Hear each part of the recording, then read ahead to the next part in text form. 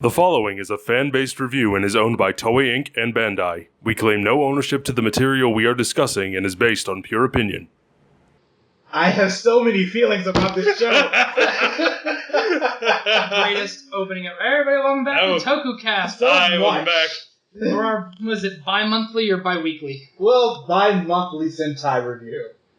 Oh, joy. And this episode is Hikari Sentai Maskman. Oh, God. I'm going to get all of the hate, and I'm so excited. Should I get you vodka? No, I have Powerade. They can afford me. Okay. Next best thing. So, Hikari Sentai Maskman. This show came out in 1987 and 1988. That was a very weird time for Sentai. Before we end up getting into a lot of the main things about this, we're starting to get into that end of the era for the writer Mr. Soda, who basically wrote everything from really early 80s Sentai up until now. And you can sort of... So did he write Changeman? He wrote Changeman. What the fuck happened? I don't know. But it's you can see that decline happen really badly. And Did he just get old? The stories just kept drying up. Dementia? Alcohol? I need a reason. But it's especially because we're not doing Turbo Ranger and 5-Man, which are considered some of the worst Sentai out there just because they're so incredibly boring. And wasn't this supposed to be the costumes? Weren't they supposed to be the 5-man costumes? They were, because they have fives on them. Yeah. Oh yeah, let's get into some of a little bit of the trivia. But back to just about the Soda and the trivia. There were a lot of things that went on. We had the original 5-man outfits and things like that. But this is where that decline in the writing style started to come back. It's he came back in Live Man, but then it went downhill so fast from there. And that's so when did he officially stop? He stopped at 5-man. So there was a whole new writer that we got, who we also really know for Jetman and an action character as well. All right. But we'll get into that. Getting into Maskman itself, let's start with the opening. I love this opening. I thought it was okay. It did it did its job. It got you excited. It had a catchy beat, but it's not. It wasn't with Changeman. The Changeman was hype. Changeman was hype, but so was it. But my point is that it didn't really. I didn't want to listen to it. Neither did I. I thought it was okay. Yeah, I thought it was just okay. I know this is an unfair comparison. It's not like the Gaim opening where I made sure I listened to that opening every episode. Well, of course, that's, a lot more recent. But, in terms of what we got, because I really like the Changeman. I think Changeman, Flashman, and Maskman had, the best three openings, in a row. Especially Flashman. Flashman is, one of those ones that's really at the top. But I really like this, too. It's once we end up getting to that chorus of Ki, oh, the power. I was I get so excited listening to it. Fair enough. I remember when I came back into this show, because this is the second time I watched it. It's been a few years since I watched it, however. I forgot how good I like this opening, especially coming off of Stronger. This one was just so much more fun. Now, it is much more fun than the Stronger opening. Yeah. And if I didn't feel like skipping it, I didn't mind listening to it. Of course, you gotta remember that's 87 versus 75. Yeah. Yeah, but we are doing that. Coming right off of that for me. Yeah. Fair enough. Now, another thing I want to talk about before we really get into the show. The suits. Oh. These are some of my favorites. I swear to so good. They are the perfect balance of white and color and design. They look really, really cool. I have one complaint. What is that? No. Oh, is that the 5 on the chest? No, it's not the 5 on the chest. That didn't really bother me. Oh, the earrings. Well, they brought that back. Because this was originally supposed to be just an homage to Go Ranger. Right. Where Go Ranger had earrings the entire time. Mm-hmm. I get that, but it still bothered me. It just... Didn't bother me. It didn't really fit with... Yeah, I get you there. I can understand why, but it didn't bother me. Okay, but I honestly... Other than that, these are perfect. The shapes on the helmets, the way the visor looks. And not even just the shapes of the visors, but also how each of them have that one shape on their forehead, and it's each different for them. Right. And it almost reminds me of... Mega Ranger? Not just Mega Ranger and O Ranger, I think. Because they that's a good one. Visors? Yeah, they just and the balance of color in white with O Ranger. It just it works in the so belt. well. Now, just some other trivia about the show, because we did just mention it. This show was originally supposed to be 5-man in itself, and you can see that in the 5 on there, and the fact that the machine is called Great 5. This was originally supposed to be that, but very late into production. You can tell that it was very late. That they switched the show from the original 5-man to Maskman, and they moved 5-man to 3 years later. Now let's talk about if you don't mind, if I'm kind of going off the checklist here, just because we never really get a chance to talk about this until late. Concepts. The idea of a mixture of technology and mysticism. I really like that. Beautiful. Especially that. What is it? The logo with like the Buddha that's cut in half. The Buddha and the robot. It's half machine and half. It's organic. It's very good. The only problem I really had, and this is definitely a problem after watching Die Ranger first before this. Yeah. They did that show so much better than they really did. But they did it because they learned from Mask. Yeah, you had this to build off on. So I basically some people refer to Die Ranger as Maskman Part 2. I basically refer to this as Die Ranger Part 1. So the difference is the fact that it's basically just that. Because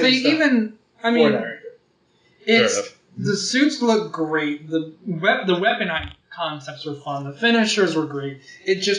All of it just seems so well built around the fighting in the suits. They forgot about the people in the suits. They forgot about everything. They really did. And even we'll get into this later, but I even love them. The first mech it's one of my favorites. Oh yeah, it's pretty cool. Yeah, it's a really good one. And we'll get into that later, but just initial let's go ahead and get into that now because it's like that's one of the things that we get introduced fairly quickly in the show. Yes, very quickly. But I felt like it worked. And we've talked about this before in some of which in videos that haven't been released yet. But it just reminds you so much of what we grew up with Power Rangers. Right. Just 5 different things making one, and it's the first one. It's the first one with 5 different parts. 5 pieces. And the balance of colors on that was also very good. Just with the red jet, the yellow shield, and just everything works. Now the toy looks awful. We won't even talk about this toy. I don't care. Put a picture right here. I don't care. Look at that. That's neither here nor there. I'm just. You also I have only to brought keep that in up because mind. it was staring me in the face. Yeah. You also have to keep in mind older toys don't look as good as toys from nowadays. Yeah, this is definitely one of those. Fair enough. Yeah. And like I said, it was that was honestly mainly for but the sword coming out of the shield, the look of it, and I also like how every vehicle is similar, but you can still tell the difference. Yeah. And I think it was Blast was my favorite. The drill. Yeah. Because it just served the most purpose. His was the most utilized in the entire show. Now, on the other hand... No, we'll talk about that one a little bit later. Okay. Because I know which one you can talk about. This is a show of a lot of firsts. This is the first one, we had the Magna Warrior back in Bioman, but in this show it feels like we actually got a hold of the character that felt like an actual character for a possible sequel. I also love how their carrier was called Turbo Ranger. Yes. That is... Every time that happened, I'm like, so... This was... What came first, Turbo Ranger or Turbo Ranger? It's like this show sets up a lot of stuff. Like, of course, you got the 5-man reference in the original name. We end up getting the Turbo Ranger, which is the carrier mech for this one. And then we end up getting... was Turbo Ranger the show first, or was it after this? It was after this. Yeah, this Turbo Ranger came 2 seasons after. That's fine. But yeah, it's just like there were a lot of things that we end up getting for first. This show sets up a lot of stuff for things that we get later, of course. And I love that about this show in particular. Now, of course, we'll end up getting into some pretty big things that end up sort of wrecking this show in itself. But other than that, this is, just going into it at, first initial thoughts. I remember the first time I watched it, I really liked it on its own, but there were some things that ruined it for later when we get to the other mech. Okay, now let's go ahead and get into the first episode. We had the mysterious, beautiful runway. Now the amount of clusterfuck.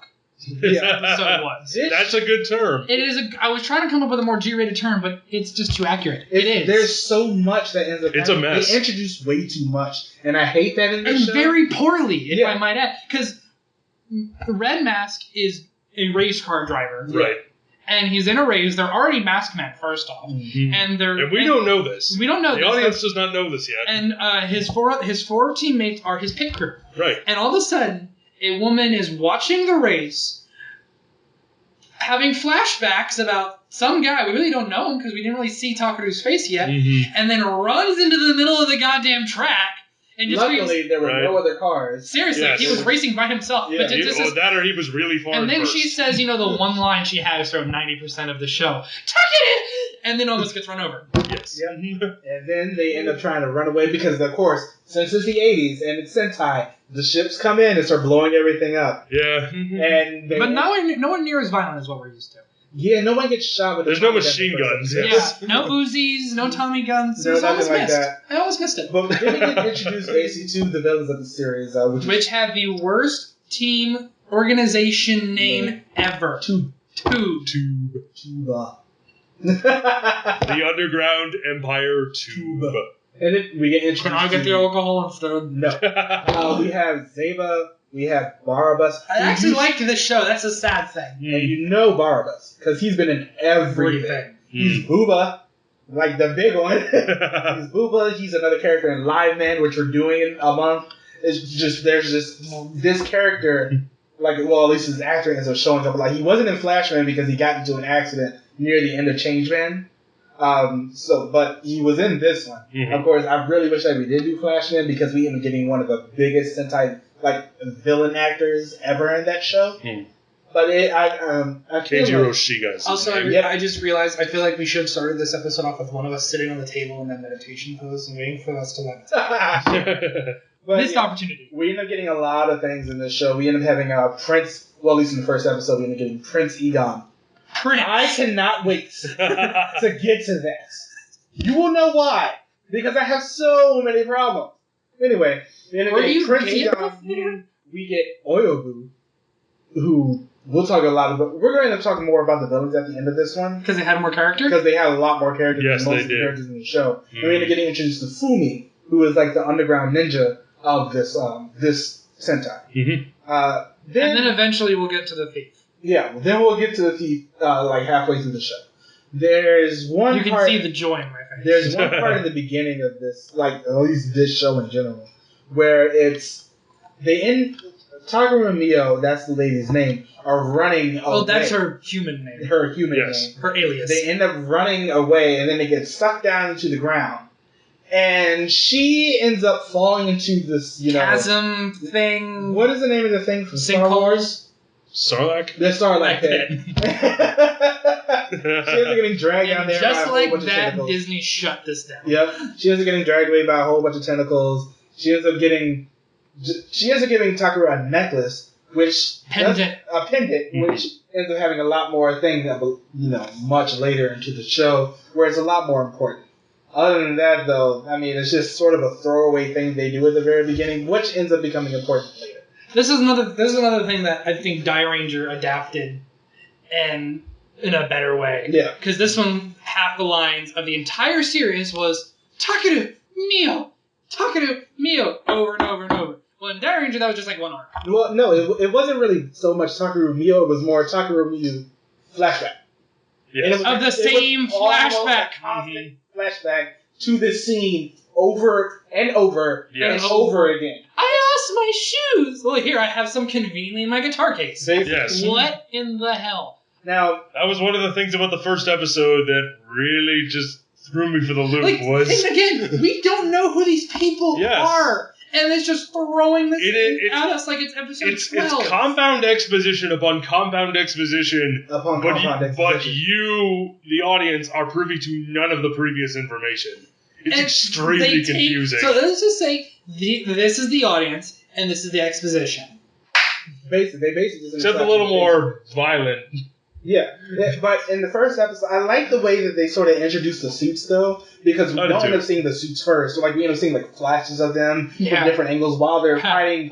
While they're fighting the aerial mechs and everything. We end up seeing first there's more than just 3 mechs throughout this show. There are 4 that we end up getting introduced right off the bat. And it's like, there's something going to end up being different about this show just because of the fact that we got more than 3 at the very beginning. Yeah. This is the first one, as we said earlier, this is the first one with a 5-piece mech.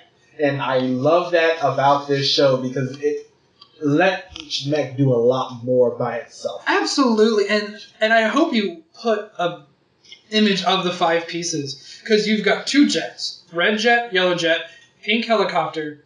Blue gets a tank, more or less. It's kind of like a tank, but I think Black's is more of a tank, but it's got drills instead. But Blue's is more of like an SUV kind of thing. Yeah.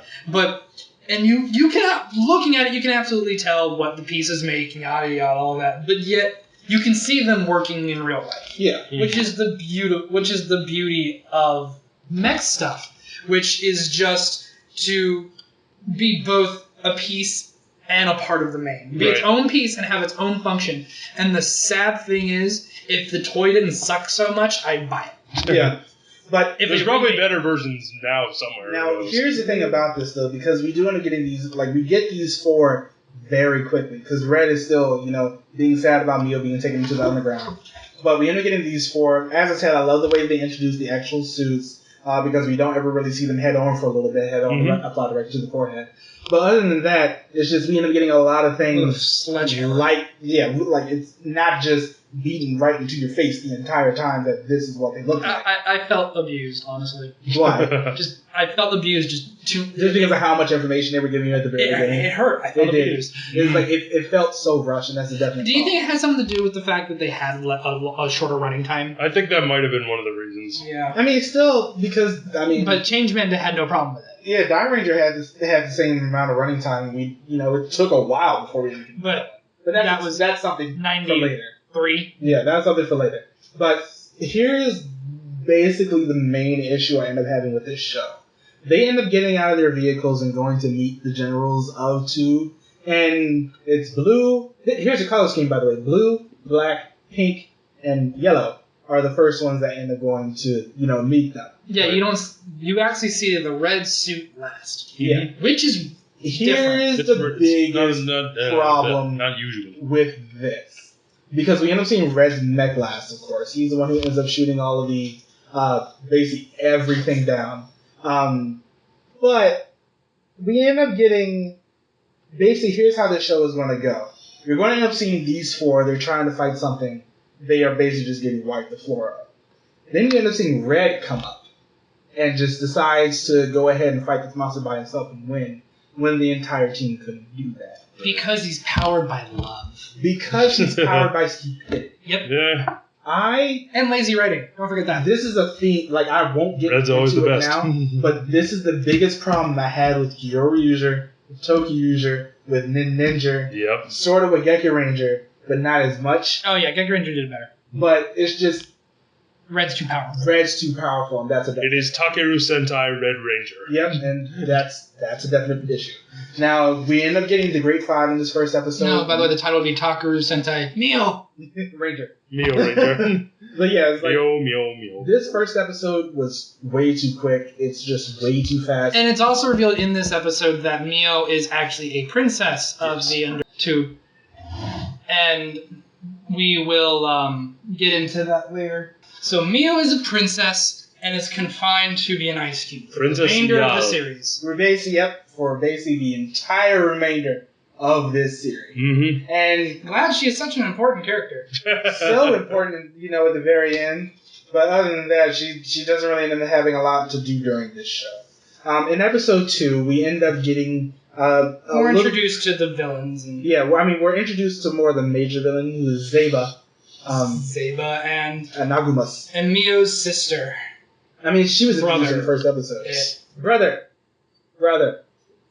Nothing else. But who is trying to convince that she is loyal. But yeah, we end up getting they end up bringing up the castle up a little bit into the world. And they end up spreading over this darkness that's basically making. What are they called? Evil particles. Basically, and they end up trying to make great name, by the way. Tube a lot more like. Well, they end up trying to make the overworld a lot more like Tube itself, at least the underground. And I didn't really mind that part so much, I think, but that felt like something that should have happened a lot later down the line. Yeah. I mean, this is something that they really only end up doing at the beginning, and this is something that they really only end up doing at the end. It's like we end up having nothing really else about these evil particles anywhere near the meat of the actual show. And I don't like the way that they did that. That was just poorly done. Yeah. And this is a lot more of a training episode. We still really haven't met the characters except for Takara. Right. And they end up having like a training montage on the beach. We end up finding out because they need to learn how to use their aura power. Yeah, I mean that's just how they transform. That's the main thing. They end up jumping into the air. Yeah, that's actually something that we didn't. The transformation because it doesn't happen until a few episodes into the show. That's true. It makes you wonder how they get into their suits before they just behind a rock. God damn it. Or it just comes out of their... because the way they transform, at least what I gathered, is they project their aura out and then they jump through the energy. And they each have their that's what gives them the suit. Hand symbols. Because, this is Naruto. I mean, it's still... I think the way they might have transformed before is they might have had some help from Commander Sugata. Mm-hmm. Probably. He might have, projected some of his aura onto them. Hold on, yeah. Because we're still in episode 2. This is where we end up getting to see a lot more of their fighting styles. Right. Where Blue is the best part, because he has dual swords. That he can just pull out of his freaking sleeve. Yeah, but here's the thing. He's the only actor with an actual weapon. Who ends up using it outside his suit. Because his actor... has the training, probably. Actually has the training for this. Which makes him probably the most believable character. And yet he's the youngest out of all of them. Yeah, he's only 16. But it's just... I love the way that they ended up showing that he actually knows how to use these weapons. And we see him doing a whole bunch of flashy tricks and everything. Mm-hmm. Doing actual martial arts. That's one thing about this show, because this show is actually really martial arts based. Right. So we actually end up getting to see the team do martial arts. We haven't gotten that before. Which I did enjoy. I really like that too. Yeah, that was one thing they really did. That was a thing that we hadn't done as of yet. And it felt a lot more natural seeing this team do a lot of the action outside of their suits. And we got Haruka, who is a ninja. I love her. You'll see that about this show. We'll talk about that more at the end when we get to the character. I love how at the beginning of this, he seemed to hate this more, and as we're progressing, it's kind of swapped. I don't really like this show. I just like characters. And then we got Red, who's apparently a karate master. Black, how who's little apparently character there is. And Hank, who apparently has some sort of Tai Chi training. Mm-hmm. I mean, that's all you ever really see her doing. Yeah, I mean, we see her doing it in her actual fighting style. Mm-hmm. You see her doing it, when she's actually fighting against monsters and things like that. Right. But I mean, we don't really end up getting a lot about a lot of the characters in the first couple episodes.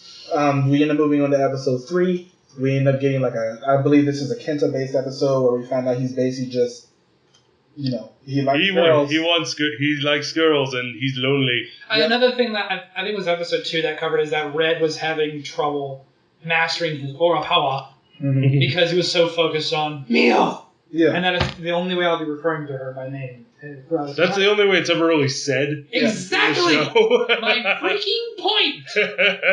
But anyway, and I just don't... There's just a lot of things that it's not so much the actors, because I enjoy the actual actors in this show. Oh. It's much more the writing. I also just remembered something I want to talk about in episode 2. What's that? One assistant. The white one. Yes. Who mysteriously she disappears after this episode, but while she's here... They can only afford one minority for an episode. She just speaks English. That I don't know why she assumes people can understand her, because no one else She mixes Japanese in with it, too. She had 2 Japanese lines, at most. Everything else is, fabulous! Why are you here? Aura power. Which was one of the most painfully delivered lines I've ever heard in my entire life. Mm-hmm. Is it worse than Computer Boys and Girls? No, that's amazing. Okay. Because the fact that he says it's or is it worse than talking? Okay, that's also amazing. Because it's funny. Aura power just sounds like they're making fun of us. It's extremely flat, yes. It just sounds almost racist. One thing that we haven't really talked about during this show, we end up getting the monsters themselves I really, really liked the monsters in the show. Yeah, they did them a lot differently this time. Yeah, they did. Yes. They're a little more grotesque. That's what I loved about them. They're very grotesque. They actually look like monsters. Yeah. As opposed to an animal that someone forgot how to draw. Yeah, and here's always the thing. It's like we end up having 2 separate pieces per monster this time around. Yeah, that fuse and swap back and forth, which was definitely interesting. I like the fact that each one had, like, it was just like the main body of the monster. Like, they're always and then was and then they could split off into 2 different things. And I was like, really that's cool. Something I don't think we've actually gotten since this show. And I really like that. Yes. That was just a very inventive way, so it's not every monster just, terrorizing the city. It's something that, one part of the monster is doing this and the other part is doing this. I think part of me would prefer if they could mismatch it. Maybe one be like, our plan is to have a monster that can separate and fuse, and maybe one that maybe can't do that, but just is more about the strategy of his plan, because even to this day, monsters of the week have very simple plans that kind of make no sense. Yeah. And kill everything. The thing break everything. Because scare everybody. Give everyone cavities. Yeah. It's like a lot of the monsters in this show, and I sort of missed this. Such a good episode. Is the fact that the monsters themselves don't actually have, like, any speaking parts. It's something like very few of them. Yeah, and they kind of I like that too. It's basically just the generals out with them. I really liked how involved the generals were in this show. That happens happens a lot in the early Sentai. So many times they're there with the monsters, commanding them and telling them what to do. And I really liked that. I liked how hands-on these guys were. Yeah, and that is another thing I missed. Yeah. Yeah. We not a lot ends up happening in episode 3. In episode 4, we end up getting like a flash to another where the monster ends up trapping these people in a tunnel, which is basically like a continuous loop. Yeah. They end up just sticking in, and so the Maskmen end up making a car that it introduced a spin cruiser, which is Red's personal vehicle in this show. And they end up using the spin cruiser to get people out. That was just I guess this is a good way. The first though it is a bona fide go-kart. Yeah, the first couple episodes are very mismatched in the way that they were doing things. Right. It's just the way that they introduce so much stuff so quickly. And let's not forget their mini jet bazooka. That doesn't happen until later. Okay, does that? It happens pretty early on. The first one, they end up getting a shot bomber. Oh, yeah, with the backpack. Yeah. Yes. That just shows up without any explanation. I mean, to be fair, they were already Maskman before. That's true, but we as the audience, it was just like, wait, okay, finisher, what? Hey, it wasn't, the exposition for it wasn't beaten across our faces, so we take what we can get. And this is just a really good way, not so much a really good way, but it's just, you end up getting that racing thing again, and I didn't like how they ended up spending any time on the racing bit. I felt like this show should have been when Guy Ranger came to be. Yeah, there are moments I forgot Takaru was a racer. Yeah, it's like that's just such a I understand it's a character quirk, but it doesn't fit in the term of the actual Sentai itself. It's just one of those things that I completely forgot that the other guys were his pit crew. Yeah, I had to look it up and be like, they were the right, they were the actual pit crew. And then after the spin cruiser is introduced, having a couple of filler episodes, you're going to see more about Kenta. We get one episode where, that doesn't happen until much later, and that's a problem in itself, where Haruka doesn't end up getting her actual first focus episode until like halfway, almost to the 20s. Right. Now, there is one episode I know you want to talk about. Oh, I love this episode. Haruka is the yellow. Haruka is the ninja.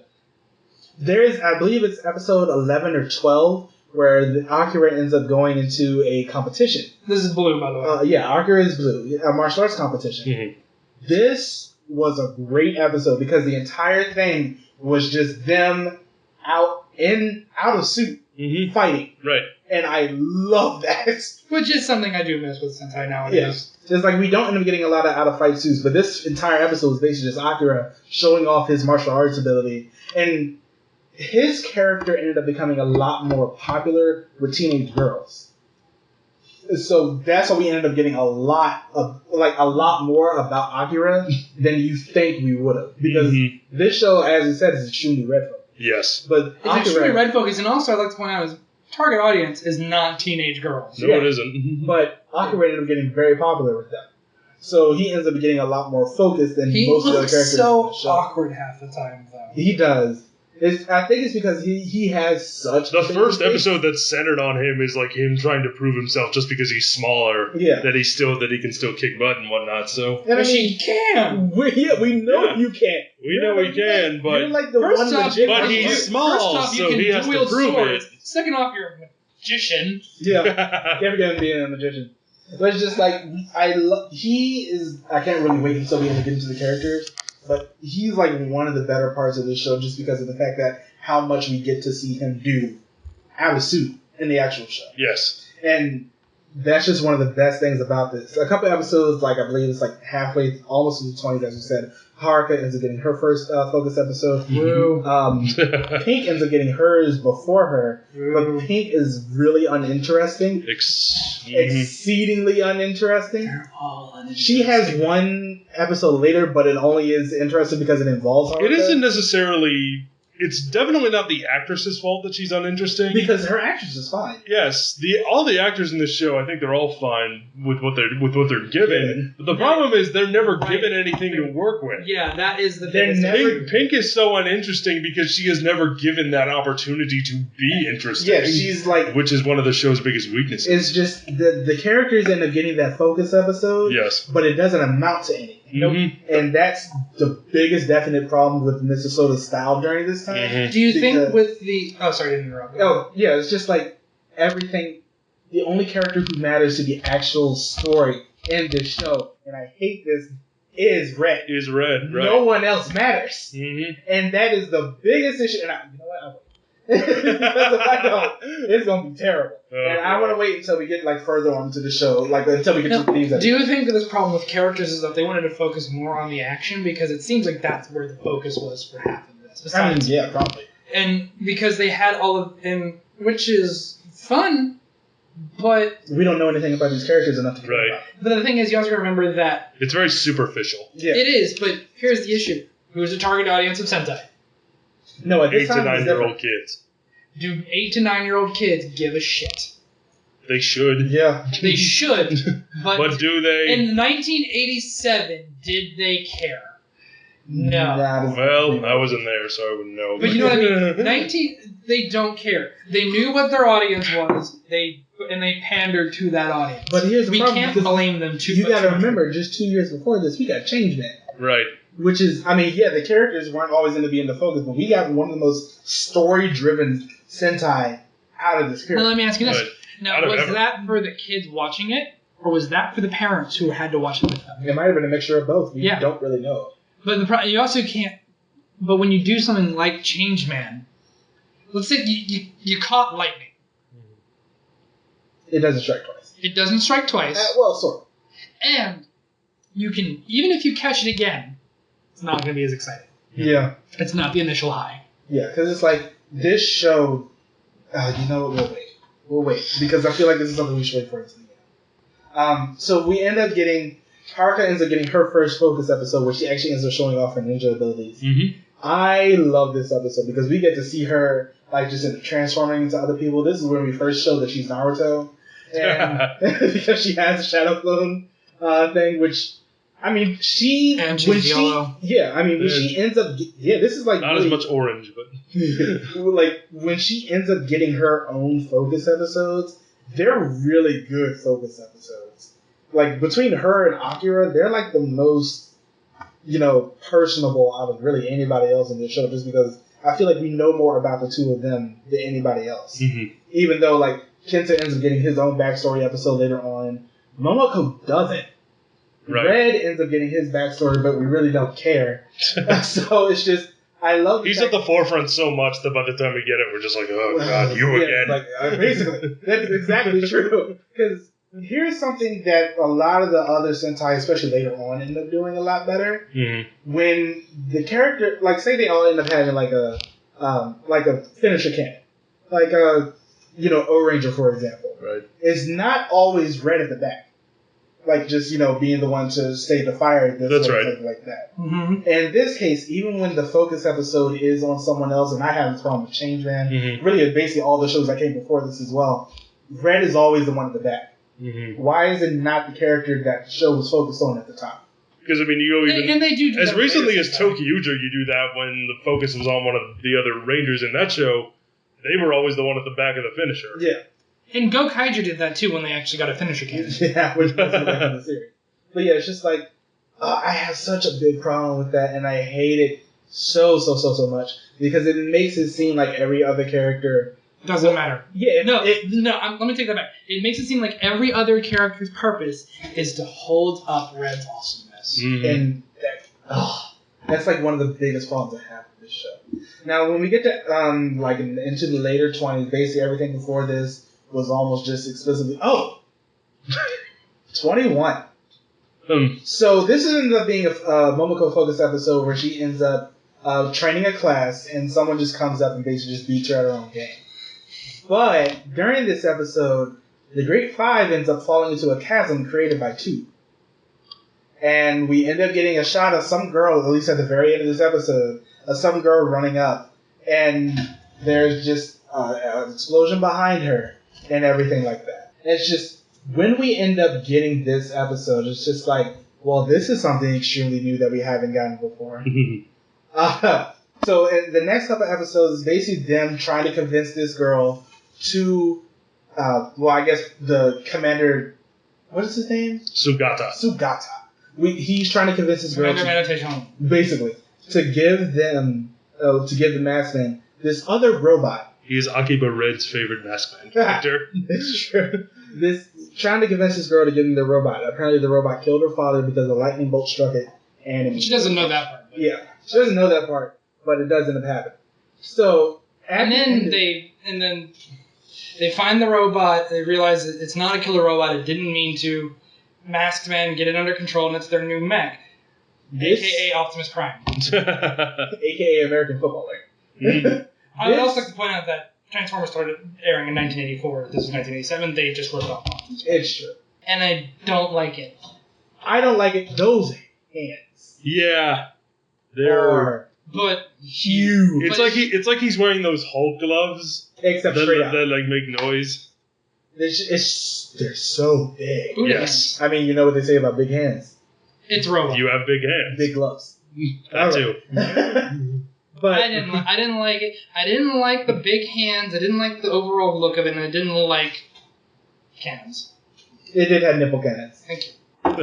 But the weirdest thing about this is, as this mech ends up coming into the show, we end up getting more from this mech than really from the Great Five throughout a lot of the show. I noticed after we got it, it's just like they pushed this mech so hard, and there's just like this mech was almost always the finisher at this point. It's like we didn't end up getting that much from the Great Five, and that's something that I'll bring up more when we get towards the end of it, because I sort of do have a problem with how they treated this mech, and versus, I mean, yeah, of course, there's different writers as you go along, but it ended up how they ended up treating various other secondary or tertiary mechs as the show's starting to go along and things like that, and just what usually ends up happening to them at the end. Now, episode 29, we end up getting introduced to another character, a villain character. Hey Matt, you want to tell us who that villain character is? Nope. Oh, well, you're going to. Nope. You're going to do it. No. Do it. This is your show. Damn it. All right. So that is my winning excuse for everything. We end up getting introduced to another villain character, Thief Knight Kuro. You mean Sinbad? This guy is basically Rufio matched with Sinbad. But none of the awesome. I was going to say, that actually sounds like a good combination. But it's not that good. Thief Knight Kuros basically was in love. This whole thing with how we really get introduced to him. He ends up spying on stalking, basically Princess EI, Ice Cube, who was apparently in an Ice Cube at the time, but he met her before. Yeah. She was bathing. So I'm just like, okay. As most relationships. As most relationships start out. God, I wanted to pull up a picture for reference on Google Images. I scrolled down twice the picture of her bathing. Yep. It took 10 seconds. It's literally basically the entire thing about him is he saw her, he immediately wanted her, and basically just ended up viewing her as a trophy. I sort of like how they dealt with him as the show went along. at the same time, not that. By dealt with him, you mean got rid of him, or by just like how they just because that was funny as hell. Yeah, but we end up getting into a little bit as the show is going on. We're getting more focused episodes. We got another one for Akira. He ends up getting thrown down into the underground at one point during the show, and he can't get out because he goes down to save these kids who are running away from the foot soldiers of this season. And they end up, Akira ends up falling down in front of them, and he ends up beating the foot soldiers away in a great martial arts display, by the way. That's his whole character. And, they sort of end up viewing him as a hero. This episode isn't playing a lot more until his last character arc in the actual show. And they view him as at least we end up finding out there's another kid in the watching them who ends up viewing Akira as a hero knight, Unis. I just thought that was like the weirdest name because I was like, isn't that Spanish or something? I'm pretty sure it is. But they end up running throughout the underground. It's a 2-parter episode where once again they end up using the aura as a ladder to get out of this place. That was the main thing they used it for. It was all ladder. It was useful though. Maybe they should call it ladder power. But we end up getting that. They end up having this whole scene where he's just running throughout the underground, hiding from basically everyone else. Oyobu, I think, is the one who's hunted them mostly throughout this episode. He ends up fighting him off. I think he also ends up fighting Fumin off. And here's one thing about the focus episodes in this show. When it's the focus episode of this character, none of the other characters can do anything. And that's a problem with Sentai as a whole. Right. It's just like, this character is overpowered for this episode explicitly. But when the camera is not explicitly on him throughout any other episode of this show, they are so underpowered. It's like they don't even matter. And I hate that. Yeah. Because, you can't have this, especially Akira, when we know what he can do, when we know how talented he is, why is he just getting thrown around by the monster of the week when the person who is, honestly not as nearly as talented as him is actually beating this monster? It's like, y'all don't really give a good enough reason. Power of love. Not a good reason. Shut up. Like, y'all don't end up giving a good enough reason for why, he's not nearly as powerful as any other time of the show. And I feel like Changeman did that a little bit better. Just in the way they ended up treating their characters. Because it's like everybody was sort of on the same bar at some cases, or you end up having double focus episodes. They end up doing double focus episodes almost all the time for the women of the series if they end up having to. Right. But it's just, I don't like the way they did that. Now, we end up finding out a little bit into the show that Zeba is not all who he seems. In one episode, they end up finding a tomb underground. And they end up digging up this, Akira's end up finding the tomb, they try to blast it up. He tried to get the monster in there to fight for him because earlier on, he ended up getting promised by Zeba if he can go ahead and destroy the Maskman, he gets EI as a trophy. And Egon was not happy about that. So she hates him almost instantly. And he ends up digging up this tomb. And Zeba ends up having a whole bunch of slime and everything start to come from his eyes. I don't understand why, in terms of the end of the show, why that happened. But it happened. We end up getting that. It turns out that the monster inside of, that he ends up, that Kiros ends up pulling out of the tomb itself was just a protector. Buba and Oyobu end up going down and breaking open the tomb, and they found out that there's nothing in there. Zeba, at one point during the episode, ends up flying up and off to his room, and Nagamas goes to him and are you okay? And Zeba's like, yep, fine. He flew and went off to his room. Go to my room! That was exactly what he did, because he literally flew up and went into his room. And then Mommy's like, you okay? Fine! But, yeah, Zeba he has a big secret in this show. And just a little bit... Spoiler alert, he's a bitch. Among other things. There are a lot of things that don't end up happening throughout a lot of the show that end up being very plot heavy. this is one of those shows where you can skip, a couple of episodes and it's not really much that will end up happening. Mm-hmm. And that's sort of a problem. But we end up getting to episode 39. In episode 39, we end up learning that Commander Sugata ends up having a former disciple. His name is Ryo Asuka. And he's just riding along on his bike, looking like a Kamen Rider that he is. And he ends up coming up to the master and where they're fighting another monster. And he throws a knife and knocks the monster off his balance. And he ends up transforming into X1 Mask. Thing about X1 Mask, he ends up using the previous, I guess the concept art. The concept masks. Yeah, he uses the for concept. 5-man when it was still 5-man. Yeah. And I don't mind his suit. I think it's fine. Yeah. I'm not a big fan. I've never been a big fan of Master's lips and the sculpted nose out of it. Yeah. But other than that, I think it looks fine. Yeah. Now, would you qualify this as the first Sixth Ranger? Or just... He is is considered to be that. Yeah. I would. Technically the first Sixth Ranger. He's a prototype. It is such a brief appearance, but he is a Sixth Ranger, yes. Yeah. He has a Ranger key, so that also helps. Yeah, they did give him a Ranger key later on. Yes. He ends up basically sacrificing his powers to stop the monster of that week. And so we basically, we never end up seeing him again, but he ends up getting a fairly good backstory. He and Takeru end up having a very similar backstory where the person that they love ended up getting taken by Tube, by the Starlight Pit.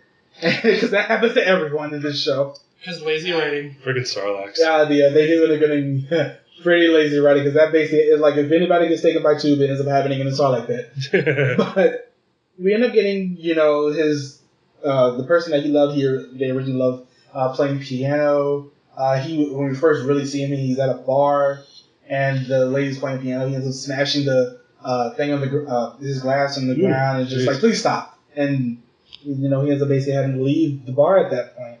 He doesn't want to fight, but it's so ingrained in him to be, a fighter for justice. Right. He, at one point, he and Takeru end up getting ambushed by Tube, and he ends up trying to run away, but he ends up coming back because he knows it's the right thing to do at this point. This, for such a brief appearance, I felt like we learned more about him than most of the other characters. I agree. Agree 100%. Yeah. Momoko, who is pink, we don't know a lot about her. We are learning more about X1 Mask in this one episode than we did about anybody else in this entire show. Right. That's just, that's poor writing. That's poor writing. Yeah. We end up getting a couple of filler episodes. The filler episodes aren't bad, but they're still explicitly filler. Around the last 6 episodes or so, it's Kiros and I think it's Gaza Pyramids, Giza monster. Ha! I did it. Giza Dogler ends up coming with him, and he basically ends up creating a pyramid because Akira is the first one to find him. Pyramid of power. Basically, he ends up creating a pyramid around Akira, and he starts to hear all this chanting and everything in his ears. This pyramid of power. And he ends up shooting it with power. Order power. I'm supposed to say pyramid power. You failed me. I did it on purpose. But he ends up doing that. Akira ends up getting blinded by the power itself. The pyramid of power? I hate you so much. But he ends up getting blinded by that. And we end up getting a very Daredevil-esque episode because of it. Yeah. It was actually pretty impressive just because he uses his ears to hear everything. But before that, he ends up going crazy by the chanting, and I guess the people that he could sort of see were all covered in, I say bags. I don't say pointy hats. I say bags. Because they're not KKK members. They're just people chanting. Okay? The bags on their head. Stop it. But yeah, they're chanting to try to bring back the bags on their head chanting about Pyramid of Power. Yep. They try to bring back the Bag of power? Bag of power. They try to bring back the Night Unis in this through the chanting, who apparently Unis is the knight of the Egam family. And it's sort of, the way they end up doing it is sort of works. he keeps hearing all this chanting, so he's like going crazy and everything. At one point, after the team first finds him, he always ends up getting run over by a train as they go to, just train power. Yep. They end up having one of the best parts of this episode, though, when Akira, like after the team is sort of being beaten, and Akira has sort of put over a mask over his eyes to help him focus.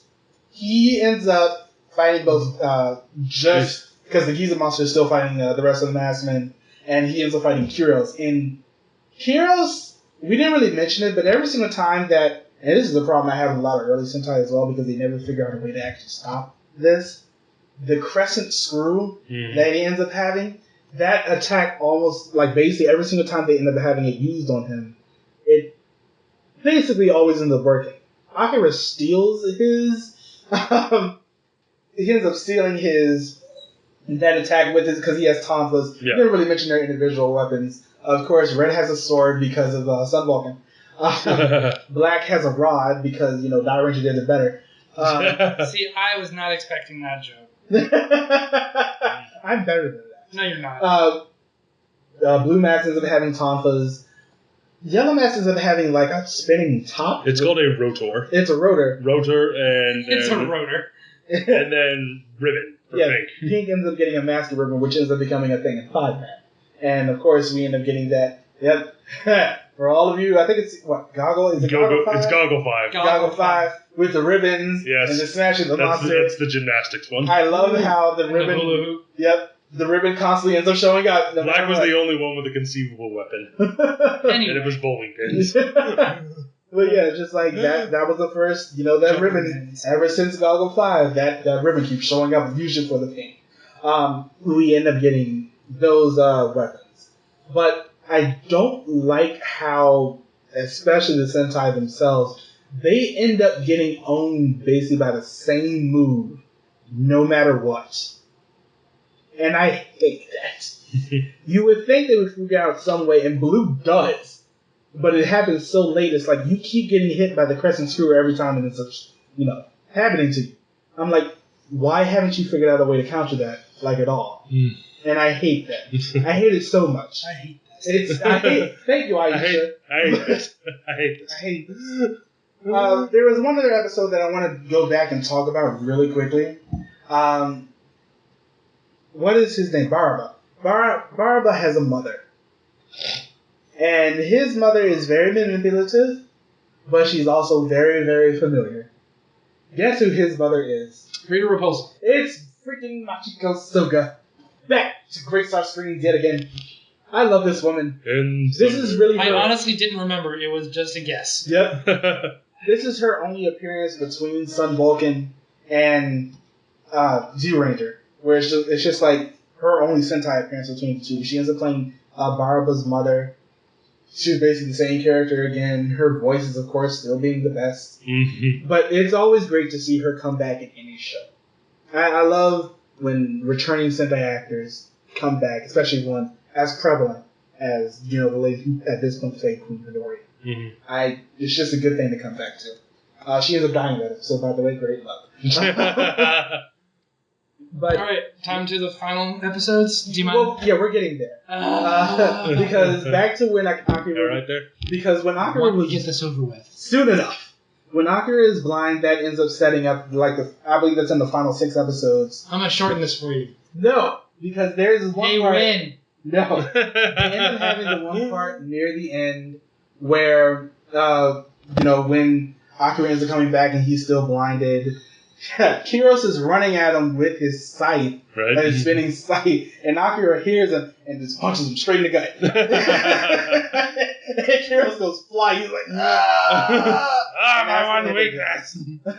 My one weakness, my stomach. And stab the heart. Stab the heart.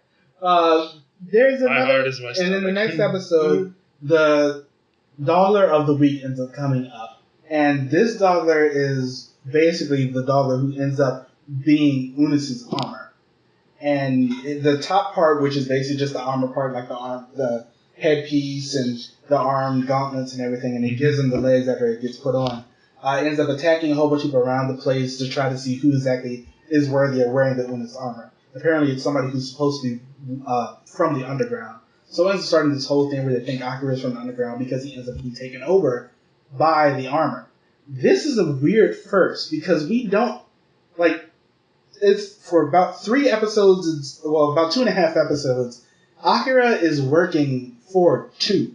I mean, yeah, he's being taken over by armor, but that hasn't happened before. Mm-hmm. It's like he's a legit evil person now. We don't end up seeing Blue Mask on the side of the Maskman for quite some time. And there's a whole bunch of internal conflict. Commander Sugata can't believe drama. He can't believe that they end up choosing someone plot. to choose. Yeah, it's like there's actual plot at this point. It's weird.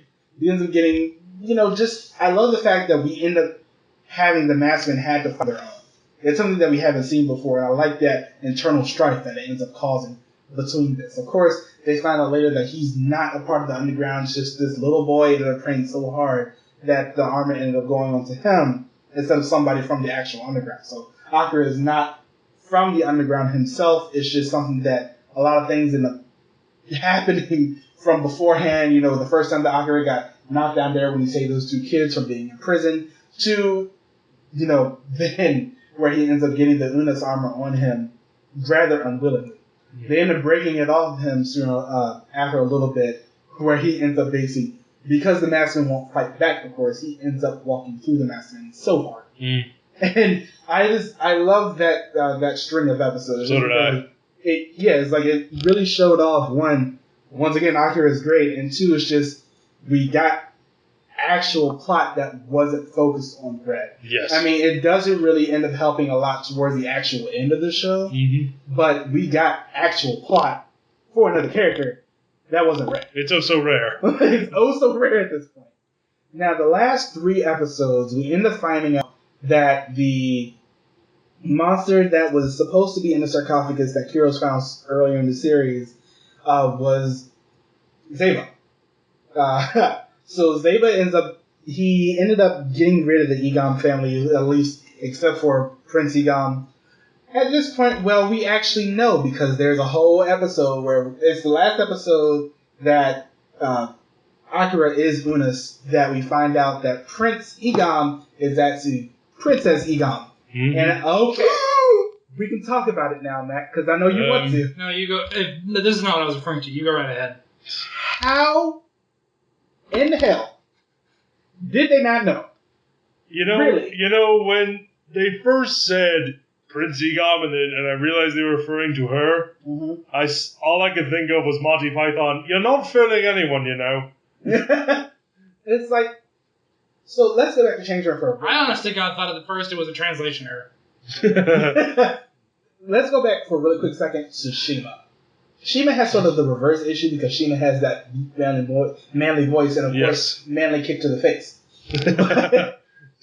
Egom was so unconvincing. Yes. Right now, I'm just hoping we can do one Sentai review after Changeman where you don't bring up Shima. I have to. It's always going to be a thing. But we end up getting that, and it doesn't really help because Princess EI's actress ends up playing Egom. Because they're twins. Yeah. It's like, it doesn't help anything because it's just so unbelievable.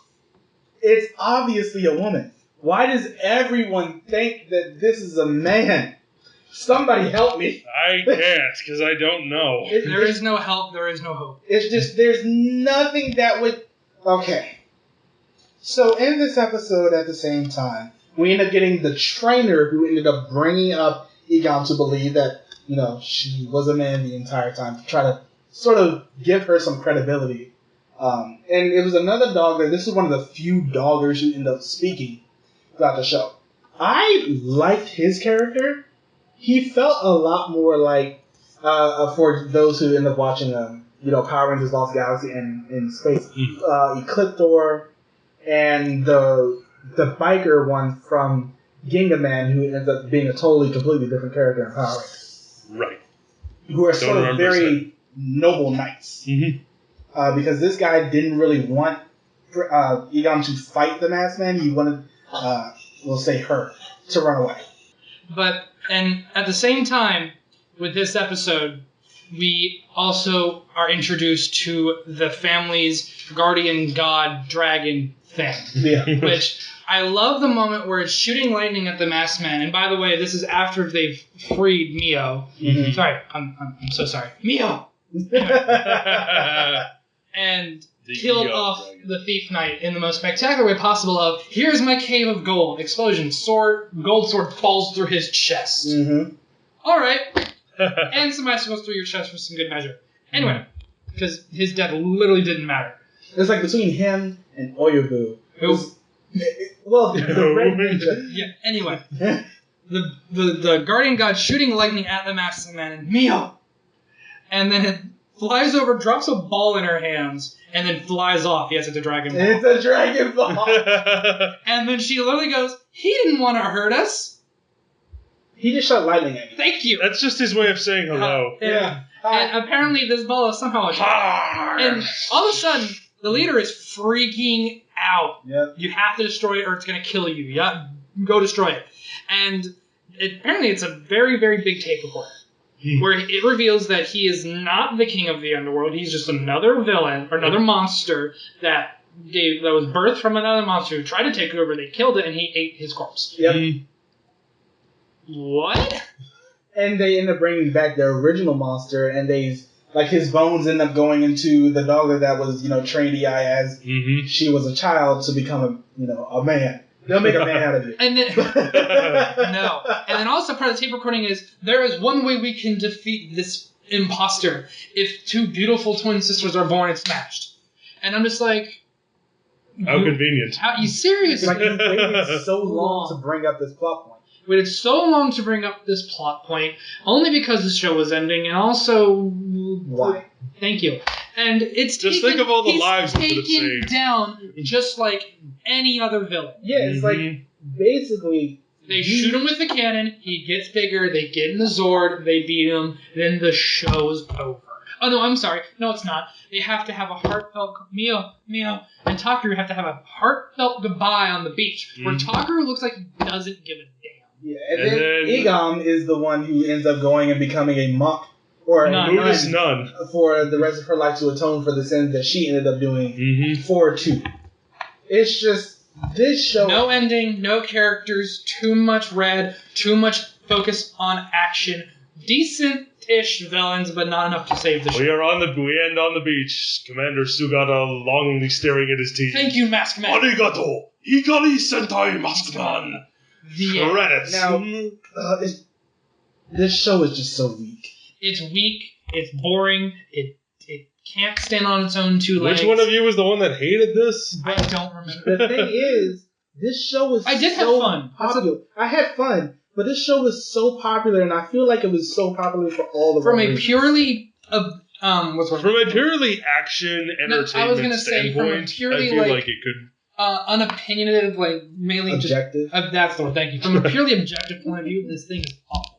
But from a, I don't want to say bias, but someone who's trying to watch this for entertainment purposes, it does its job. Yeah, it does do its job. That's why I would end up recommending the show. Yes, I would too. I would recommend it for people who want to watch. If you want to watch an older Sentai with cool costumes, cool-looking monsters, some good action, a cool-looking mech, and you just want to... He would recommend Changeman. Well, he would, but if you just... I'd recommend But if you don't want plot, if you just want to turn it on your computer... everybody wants a story. And just turn your brain off for about a half hour and just watch some good action with some cool-looking stuff, it's really good. I'd definitely say give it a watch. But I think we can wrap up on this. Well, we still got to talk about the actual characters. No, we don't. Yes, we do. Marcus, there are no characters. Yes, there are characters. He does have a point. Characters. Let's go ahead and actually get into the character discussion. Showing it? Okay, let's... Okay. Character introductions. Characters. So these characters. And they are in order. Here are their personalities. Mio! I like girls, but I'm lonely. I'm good with swords. Ninja, girl, and there. That's extremely accurate and sad. Now, Takaru is a little bit different from the ones who came before him, I feel. If only because he feels like he doesn't take everything nearly as seriously. There are a couple of episodes... The only thing he takes seriously is his girlfriend. By that you mean Mio! I didn't want to say it again. So yeah, it's like we end up getting that. He ends up having a couple of episodes. He doesn't give a damn about the fate of the Earth, and by the end of the show, it looks like he didn't give a damn about her. Basically. I'm sorry. She's like, promise you won't look back, and he's like, all right, bye. All right. Bye, Familia. There are a couple of episodes where he like jokes around a lot more with the team. I think it's because this team is generally younger than some of the ones that we've had before. Yeah. And I mean, like excluding Changeman in some aspects, but not much. Kenta, he ends up getting a lot of focus episodes, but every single focus episode that he ends up getting is always focused on a girl. And that's terrible. Yep. It's like he literally has no other character traits outside. I'm just glad Sentai really stopped giving the womanizer character as a trait. Yeah. It's no longer a thing, because one, the outlook on women has changed. Yeah. But there's no other characters. As in, I mean, the villains. Besides the villains, there's Blue is the youngest, but he's as we've talked about multiple times throughout this. It feels like even though the others are older, boring. Yeah, they're all boring. They are all very boring. I wouldn't necessarily. It's only because it's like red, black, pink, but blue and yellow. I feel like had the most personality out of basically everybody in the show. No, they didn't have much. But I felt like they had... A drop in a very big bucket of nothing. It's like, blue was great, yellow was a ninja. That's all you say. Yellow was a ninja. That isn't always necessarily a compliment. That's also not a character. Thank you. Like, I say that as just like, you said, that's just like the way they introduced her. She was a ninja, but I felt... But she was nothing else. She had a lot of things that ended up... She had like that one team attack where she has this whole focus episode that she ends up remembering that even though they're like a part of a team... Shut up. Even though they're part of a team, you got to be able to stand on your own. And she does have that episode. Yeah, but none of them ever do that. But that's not really a thing with Sentai because it's a Sentai. I know. So that really shouldn't be that kind of a thing to focus on. Can one member stand on their own? That's not the point. But they've done that multiple times in this show. But it's like, I feel like her episodes sort of explain it in a good way. Like, every once in a while, you'll end up having where the entire team is not going to be there to save you. It's just going to be... But also, your point is that she can stand on her own, but when she can make copies of herself, she makes a team. Your point is moot. She is a team. Your point is moot. She is the team. I can stand on my own without a team because I am the team. I am a team. I am the hype. Pink. I am an adult. Next. God, I wish she had a character. Can we please move on? Oh, just a minor thing. She had one episode where it's the monster tried to, like, sort of make him fall in love with her. The character who ends up playing the monster, like when he's in his human form, is Boone, I believe his name was. He was the Blue from Flashman. Oh. That's interesting. Not character, though. Next. I know. It's like, that's really like the only thing about her character that I didn't remember. Trivia. Trivia's fine, but it's not character. Sugata, I think he was the one who like got everybody, including X1 Mask. He was alright for the mentor commander mentor. Yeah, but what are his personality traits? Stern. Nothing else. Damn it. That's all he does. You tried. I tried. This is like not very hard though. Yeah. He's no master. Villains. He's no master copy. We will get there. Villains. Barba had a mother. She died. He got a big sword. He died. Oyobu was basically his retainer. His big sword died. Yeah, he always ended up having these random shurikens that he threw into the ground, and they just came out and attacked him. And then he had then he had, he could breathe fire. He got out of the same ice block that Princess Ei was in at one point, but apparently it drains his life, and he kills himself because of that. He willingly kills himself, I might add. I love the weirdest character. But he had, like, so many weird character quirks that I like, if only because if you're going to move, you might as well over-exaggeratingly move. Because basically all of his character traits are just... JoJo before there was JoJo? Was basically JoJo before it was JoJo. I'd like one episode of this podcast to go without mentioning JoJo. You can't do that. Yes, we can. Especially, remember, Zero just happened. The world, motherfucker. That episode, we can make all the goddamn jokes we want. We are going to. But Egon. Makes me think of Ghostbusters. Ishii. Yeah. It's the name. It makes me think of Egon. None of the characters were really... Fumin was basically her retainer, and even after it turns out that, he was a she, he was always there. Retainer. Pillar. No more retainer. Yes! That reminds me of from Battle Fever? Salome, at the very end. Yep. But here's the difference. This one was a lot more grotesque and a little more of the feels. Yeah. Yeah. But still, when that happened, when the pillar fell, I thought they were both under it. Yeah, and it was because Fumin pushed it out of the way, and it fell on her. And I was like, wow. I felt, because we haven't really gotten that sense of, sacrifice from a villain before, just to save somebody else. Shut up. I liked it when that happened, if only because that's just something different. And of course, that's something we get as the further we go along. People are Melee from Genki Ranger is much more willing to, I feel like that character trait, of course, is already a thing, but it's something that we keep getting later on. Zeta, nothing happened. Anonymous, he turned into a giant monster and died. But that's there were no characters. There was no connection. Yeah. And I did not like this show, as a story. I did like this show. The sad part is when I would skip around in this show, if I got bored, which happened a fucking lot. I can imagine. I usually skip the action scenes. Mm-hmm. I skipped to the action scenes. Yeah. There's nothing else to watch in the show. Mm-hmm. And that's all I gotta say about it. Outside of a few episodes, there wasn't a lot of substance in this show. Nope. And that does not help at all. That show would not fly nowadays. No, it's just, you gotta have something that happens. Zyuohger has a very good way of pacing. This show doesn't do it that well. That was very evident in episode 1. Yeah. It's episode right from the start. Yeah, once we... To think of it, if you think about it this way, the show writers are subtly informing us of the pace of this show. Race car speed. Yeah. Yeah. We don't end up getting... And then veering way off left.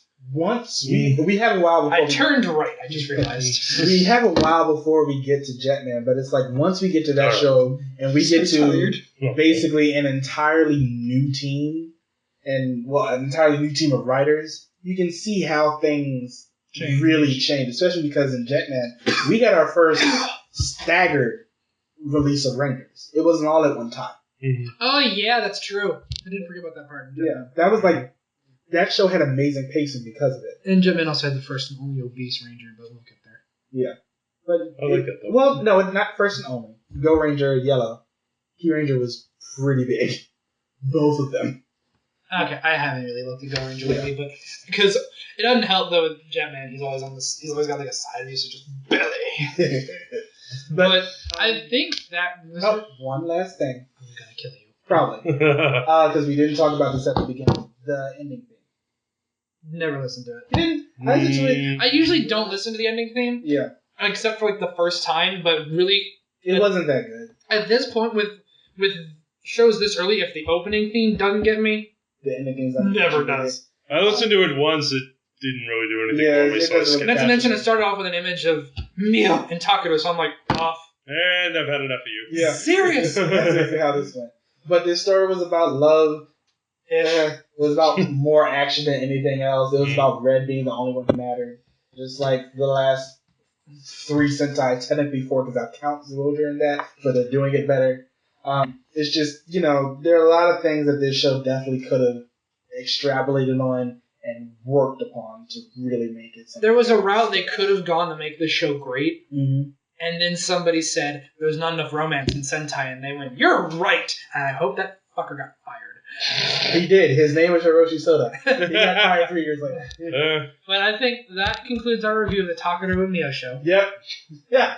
Yep. That concludes our review of Takuro Sentai Mio Ranger. The show that we were all sort of pretty okay with. We were looking forward to this show because it's stronger. Well, not just because it's stronger. I was looking forward to this because it's stronger. I'm looking forward to this because I've seen the suits and I wanted to see those suits in action. And I did. I got what I wanted, which is why I like it as a show. in terms of enjoyment, but in terms of if you want plot, go to Changeman for 80 cents. If you want something to just throw on for 20 minutes and watch some decent Sentai action, this is your show. Yeah, this is definitely your show for just pure action. But thank you guys once again for joining us for our review. Please tune in 2 weeks from now for, I think we're doing Black. We're doing Kamen Rider Black, people. Get hyped! So excited! I've always wanted to watch this show. And please always tune into our other shows, Who Would Win, The Science Of. We will be coming up with more shows for you guys. Please always like, subscribe, and comment. Follow us on Facebook, on YouTube, our website, and soon to come, our Twitter account. Yay. But always, thank you for joining us. Bye. This is Tokucast signing off, everybody. Bye-bye. Bye. Only watch Maskman if you have to.